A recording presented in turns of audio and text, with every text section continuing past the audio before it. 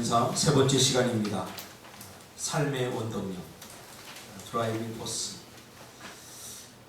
우리의 삶을 움직이는 동력이 무엇인가에 대해서 함께 나누기를 원합니다.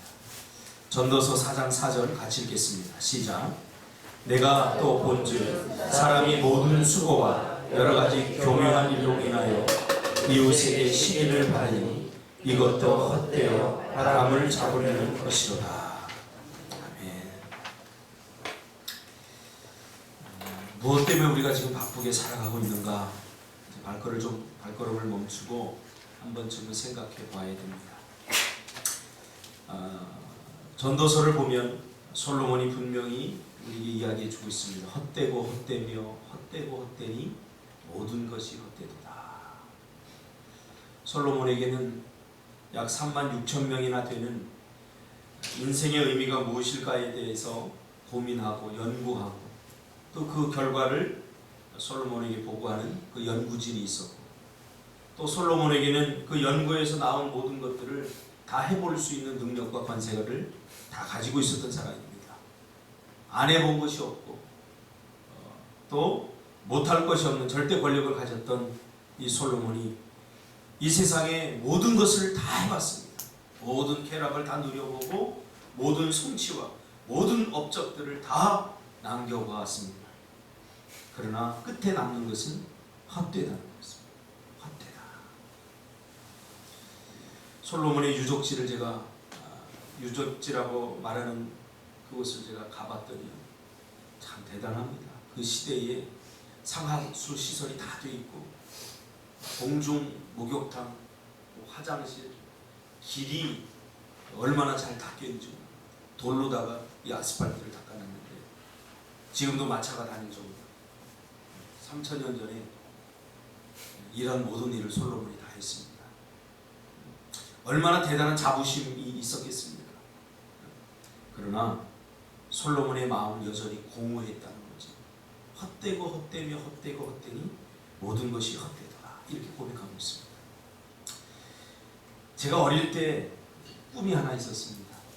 뭐냐면 군부대에서 나오는 소세지 실컷 먹어보는 거였어요. 백령도로 군인들이 많기 때문에 소세지가 이렇게 소세지. 어릴 적에 소세지 먹기 정말 힘들었어요. 지금 밀가루 소세지 먹지도 않아요. 집사람이 가끔 이제 그 반찬할 때 그 소세지를 붙이면 그때 기억이 새록새록 떠올라요. 그때 꿈은 소세지 실컷 먹어보는 거예요. 친구가 아버지가 군부대에 다녀서 그 소세지 반찬을 해와요.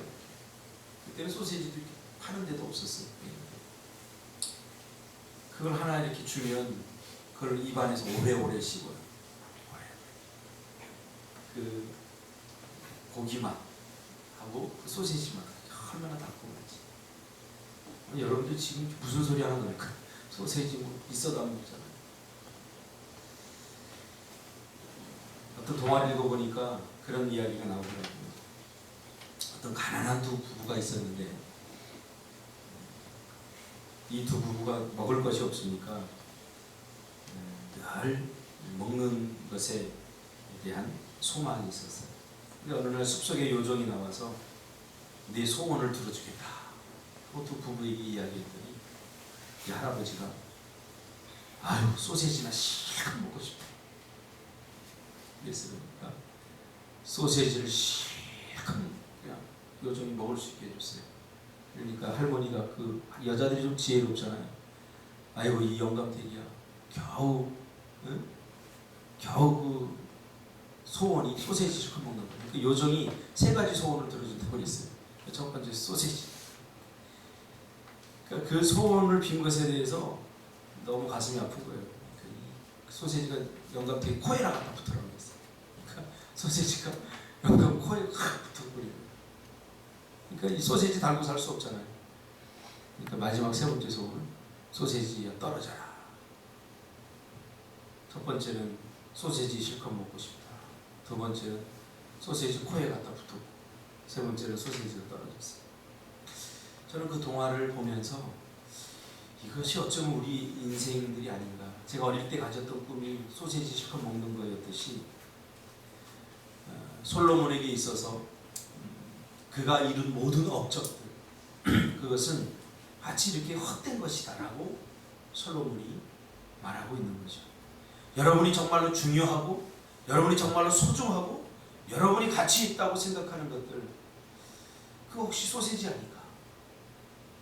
솔로몬은 하나님이 없는 목적 그것은 헛되다라고 결론을 내리고 있죠.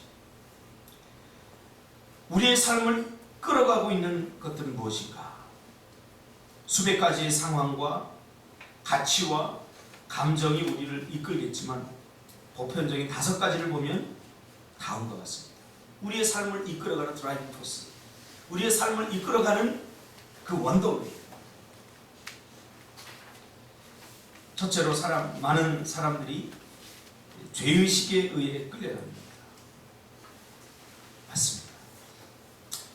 제가 상담을 하고 또 많은 사람들을 만나서 이야기하다 보면 과거에 지은 죄들 그것에 대한 후회 주로 과거에 있어요. 과거에 대한 후회 수치심 그런 것들을 감추기 위해서 과거에 자기가 공부 못했으면 그걸 어떻게든지 좀 많이 해보려고 이 과거에 붙들려서 많은 사람들이 과거에 갇혀서 살아요.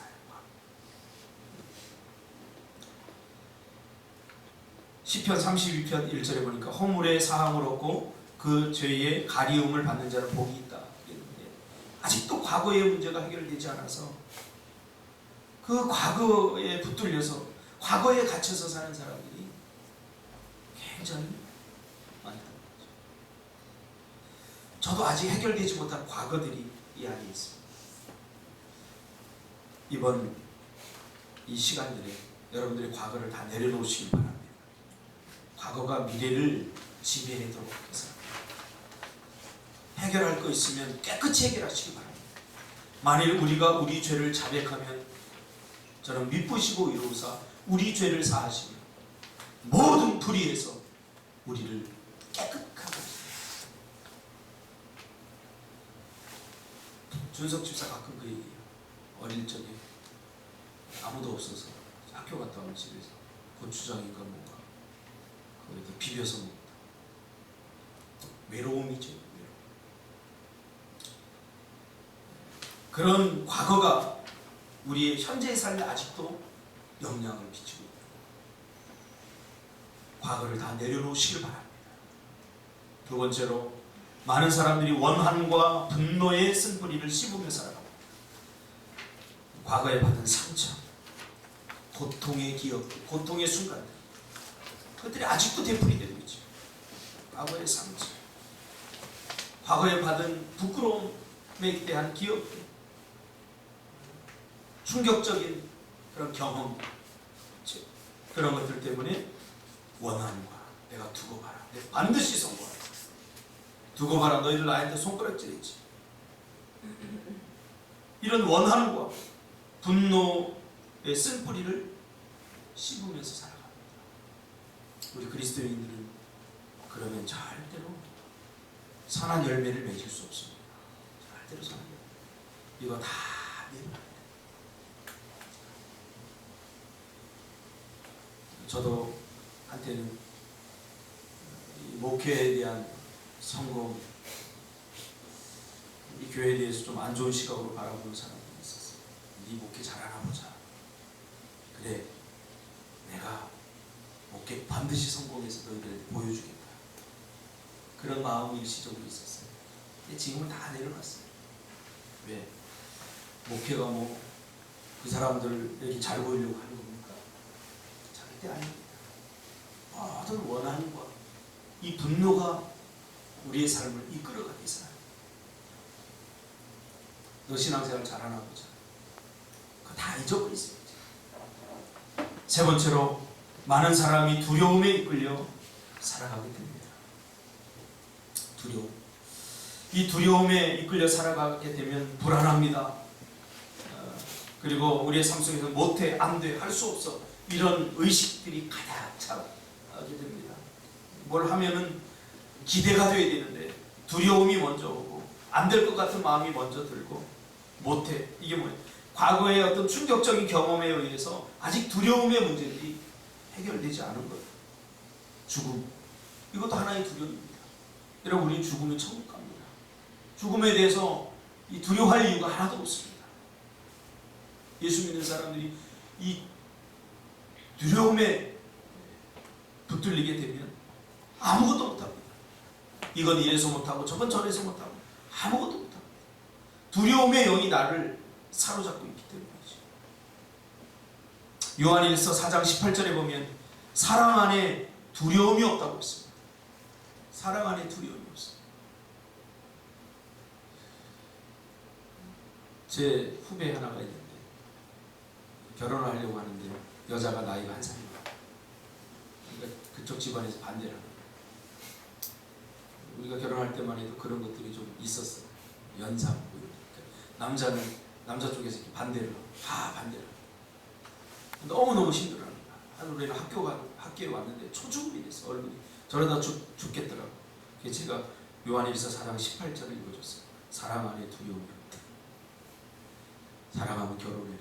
사랑하는데 뭘 두려워하냐. 그때 용기 내가지고 가가지고 그 처가댁 사람들을 설득해가지고 결혼을 했어요. 지금 캐나다에 선교사로 가 있어요. 그 말에 힘을 얻었다고.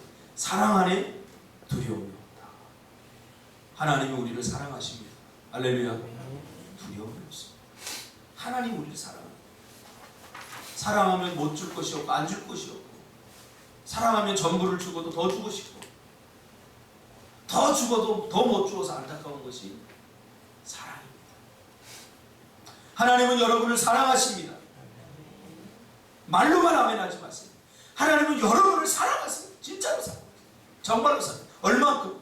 예수 그리스도를 우리에게 주시기까지 사랑해요. 왜 이 사랑을 자꾸 의심하고? 사랑에 대한 의심이 두려움을 만들어내는 겁니다. 기도하면 사랑하는 하나님께서 여러분 다 응답해 주십니다. 두려움을 극복해내시기를 바랍니다. 많은 사람들이 물질에 이끌려 살아갑니다. 우리에게는 획득에 대한 욕구가 있습니다. 뭘 자꾸 쌓아놓으려고 합니다. 자꾸 소유하려고 합니다. 솔로몬은 그것이 헛되다고 했습니다. 사도 바울은 그것을 배설물처럼 여겼다고 했습니다. 배설물. 자아 가치와 소유 가치가 다릅니다. 같지 않습니다. 그러나 우리는 소유함으로써 자아 가치를 높이려고 합니다. 우리가 뭔가 많이 가졌다고 해서 우리의 자아 가치가 높아지는 것이 절대 아닙니다. 자아 가치, 자신에 대한 가치는 이미 예수님께서 이 땅에 오셔서 구원자로 오셔서 우리를 위해 죽으심으로 우리의 자아 가치는 천하보다 귀하다고 우리의 가치를 이미 인정해 주셨습니다. 할렐루야. 거기에다 뭔가를 더 가지고 있어야, 뭔가 더 배워야 우리의 가치가 올라가는 겁니까? 대학 교수나 돈을 많이 가진 사장이나 가난뱅이나 하나님이 보시기엔 똑같은 죄인입니다. 소유 가치를 통해서 자신의 가치를 높이려고 하는 것은 어리석은 거라는 거죠. 솔로몬이 그것을 깨달았죠. 솔로몬이 얼마나 부자입니까? 그러나 그 수많은 은금과 그가 이뤄놓은 성취들, 그런 것들이 헛되다고 분명히 얘기했어요. 그것에서 자신의 가치가 나타나지 않았어요. 솔로몬은 하나님이 보시는 그 솔로몬에 대한 진정한 모습, 그것을 통해서 자신의 가치가 인정된다는 것을 깨닫게 되는 거죠. 적당히 보시길 바랍니다. 여기에 속지 마세요. 돈 좀 안 벌린다고 너무 낙심하지 마세요. 하나님 앞에서 나는 누구인가? 나는 얼마나 하나님에게 소중한 존재인가? 이 자아 가치를 회복하시기를 주님의 이름으로 축복합니다. 어제도 보니까 주유소를 운영하다가 빚을 지고 한 가족이 자살했더라고요. 이게 소유 가치를 통해서 자아 가치를 자꾸 사람들이 누리려고 하니까 더 돈 없어도 삽니다. 저도 빚에 쪼달리고 목회를 하면서 은행에서 전화 오고 관리비 못 내면 관리소장한테 전화 오고 시달려갔어요. 월세를 안 내니까 목사는 목사가 아니더라고요. 그 관리하던 분이 안수 집사님인데 나머지 이렇게 안수 집사님. 저에게 막 삿대질을 하고 왜 관리비를 안 내냐. 이분 교회 목사님 되시거든요. 그래서 제가 하도 어이가 없어서 집사님 저 목사예요. 공과사를 구분하라. 그래서 내가 망쳐 공이 있고 사가 있는구나. 신앙이 있고 이게 뭐가 다르구나. 너무 가슴이 아팠어요. 소리를.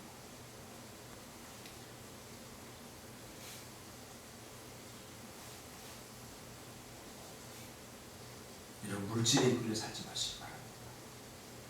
돈 싸들고 들어가는 사람 없습니다. 물론 다 나름대로 이유가 있습니다. 없는 사람은 그래도 최소한 이 정도 돈이 있어야 되지 않느냐. 그 드라이빙 포스에 이끌려 살아가는 많은 사람은 조금 더 가지기 위해서 똑같습니다. 있는 사람들이나 없는 사람은 똑같습니다. 결국 가만히 제가 들여다보면 없는 사람들은 조금 더 있는 사람, 나는 요 정도는 있어야 되겠다. 그래서 버는 거예요. 그래도 한 인생 끝나버려요.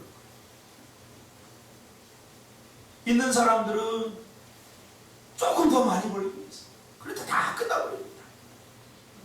다 끝나. 한 인생 돈 벌다 끝나는 거다. 주님도 분명히 이 문제를 짚었잖아요. 너희들이 무엇을 먹을까, 무엇을 마실까, 무엇을 입을까. 이거 너무나 중요한 일이다. 예수님도 중요하다고 생각했어요.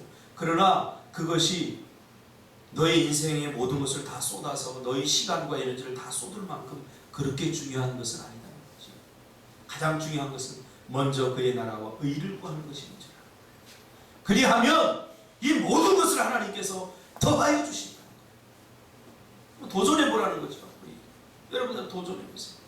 정말 하나님이 원하시는 먼저 그의 나라와 그의 의를 구하면 하나님께서 더하여 주시는 은혜, 이 흐름을 타야지 내가 자꾸 뭔가를 얻으려고 하고 소유 가치를 내세우면서 아닌 척하면서 이렇게 하지 말아요. 하나님 앞에 손을 지키고.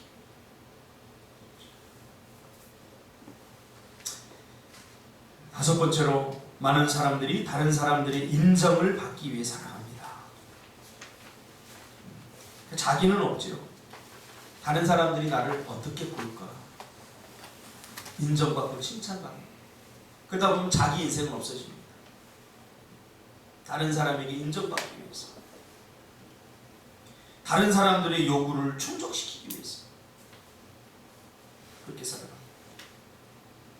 다른 사람이 내 삶을 지배하게 되는 거죠. 까짓것 단박한 많은 삶은 어떻습니까? 자꾸 다른 사람들의 눈을 의식하고, 그렇죠?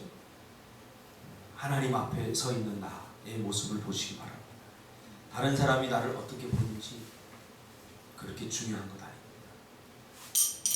내가 성공해도 다른 사람들이 시기합니다. 오늘 본문이 말하잖아요. 이웃에게 시기를 받으니 이것도 헛되어 바람을 잡으려는 것이다.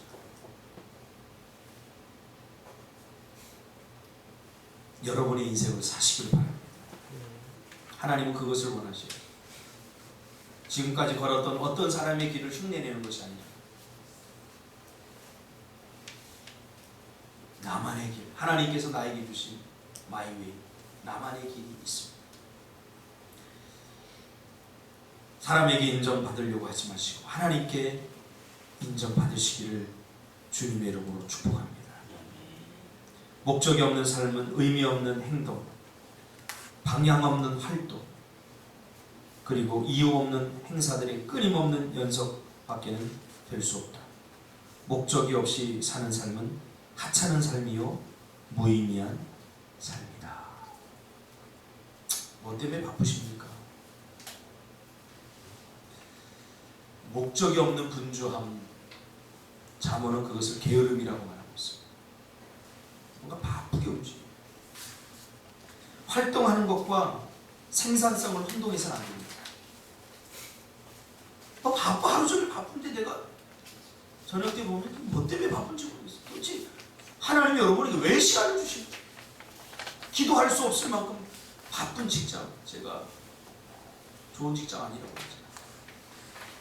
기계적인, 사단은 우리의 삶을 기계적으로 만들어 놓는 거예요. 기계적으로.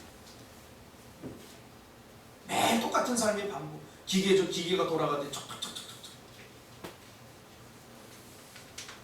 그러다 1년이 지나고, 그러다 10년이 지나고, 남는 게 아무것도 없어요.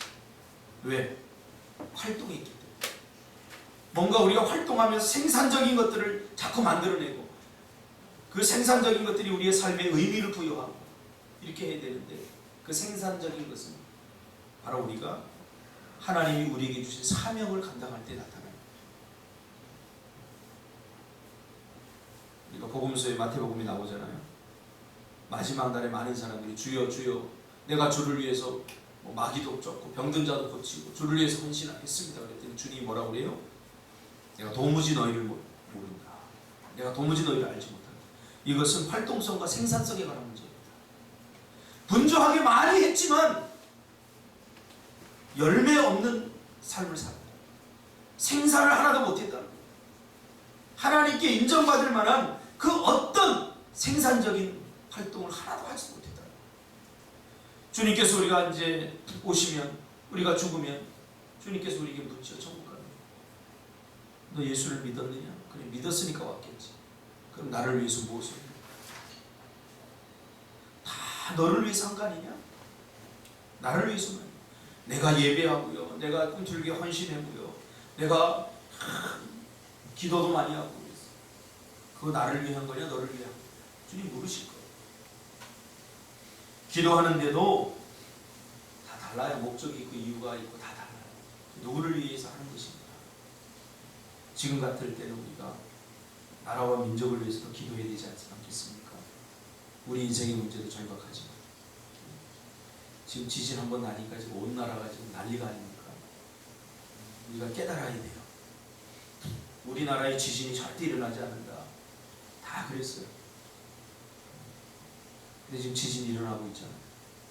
그러면 인천에는 지금 절대 지진이 일어나지 않는다. 그렇게 누가 보장할 수 있겠냐? 한번 일어나 봐야 아하, 그때는 이미 늦어요. 모든 가능성들이 다 열려 있는 거죠. 그래서 우리가 겸손해요. 그러나 목적이 이끄는 삶에 따르는 유익이 있다. 목적을 아는 것은 삶의 의미를 부여해 줍니다. 무엇을 얻으려, 무엇을 이루기 위해서 우리가 살아가는지, 목적을 아는 것은 삶의 의미를 부여해 줍니다. 가장 살아보니까 힘든 게 의미 없습니다. 예전에 그런 개그맨들이 그런 거 있잖아요. 의미 없다. 허무게. 솔로몬이 다 깨달았죠. 돈 버는 거 의미 없다. 다 의미 없다. 삶의 목적을 알고 움직이는 것, 그게 중요합니다. 목적을 알면 의미를 찾게 되는 거죠. 목적을 알면 우리의 삶은 단순해집니다. 그렇죠? 여러분, 이 새벽에 이 새벽기도 성공하는 사람들을 단순해져야 됩니다. 이 새벽기도에 포커스를 맞추시기 바랍니다. 이것도 하고 저것도 하고 다 하면서 새벽기도에 성공하려고 그러면 반드시 실패합니다. 이것저것 때문에 에너지가 빠져나가기 때문에 새벽에 나올 수 있는 힘이 사라져버립니다. 그럼 새벽기도에 성공하려면 어떻게 됩니까? 새벽에 포커스를 맞춰야 됩니다. 단순해야 됩니다. 새벽. 그럼 반드시 성공합니다. 그러니까 목적을 알면 우리가 무엇을 하고 무엇을 하지 말아야 될지 그거에 대해서 분명히 깨닫게 됩니다. 새벽기도 특세하는데 2시, 3시까지 축구 보면 새벽기도 못합니다. 새벽기도 할 동안 축구 끊었어요. 이 EPL이 꼭 12시, 11시 50분, 10시 40분 이때 포커스를 여기다 놨어요. 단순해집니다. 세 번째, 목적을 알면 초점을 맞춘 삶을 살게 됩니다. 산만함.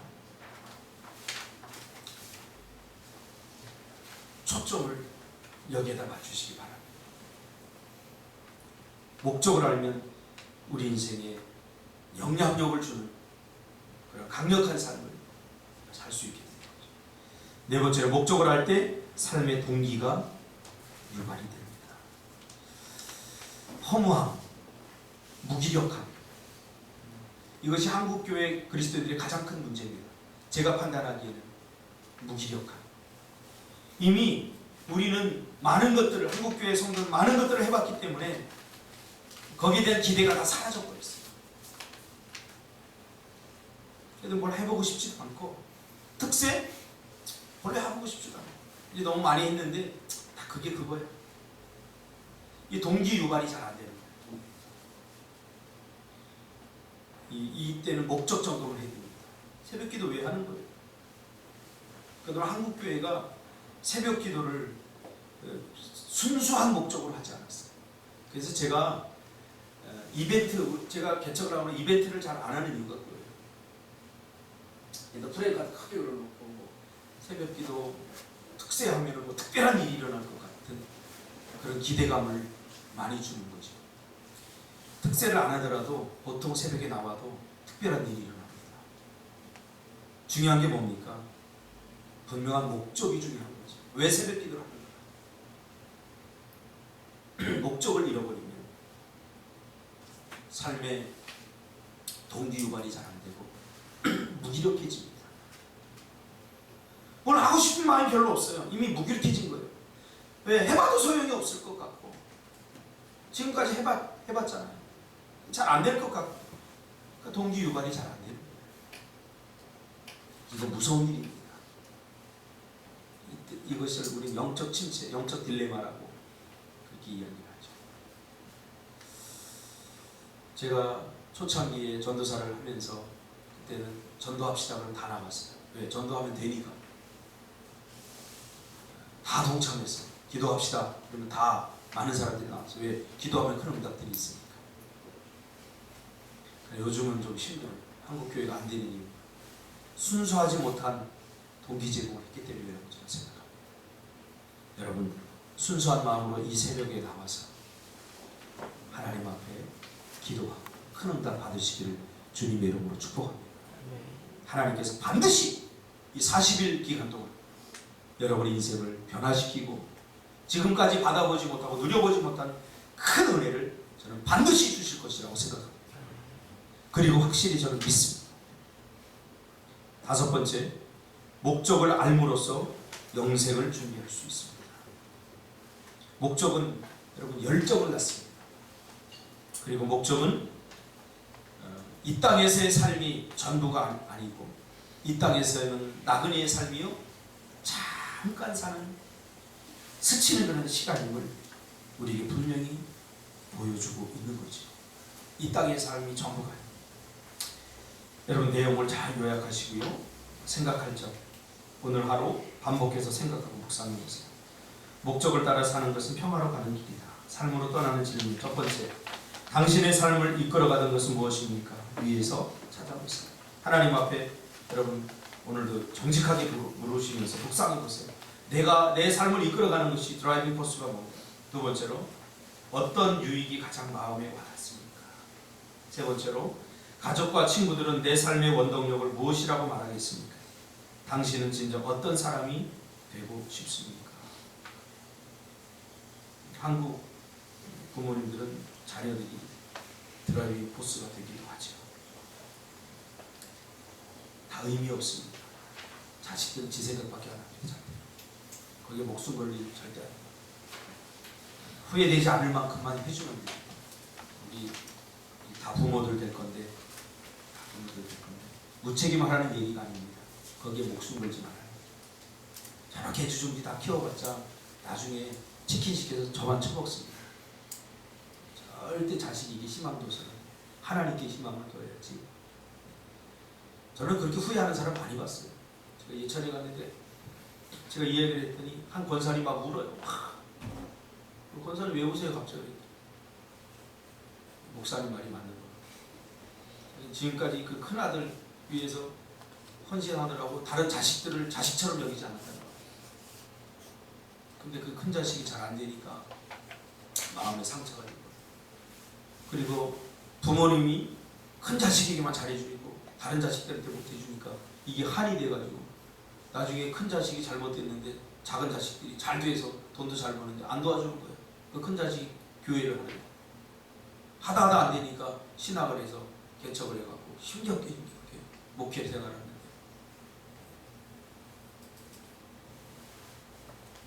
그래서 그걸 목사님 진작 이 얘기를 나한테 해주시죠. 제가 성경에 다 있는 얘기, 감당할 수 있을 만큼 감당할 수 있을 만큼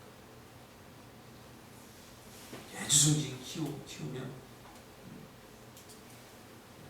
내가 어떻게 너를 키웠는지 보면서 상처가 클 수 있어요.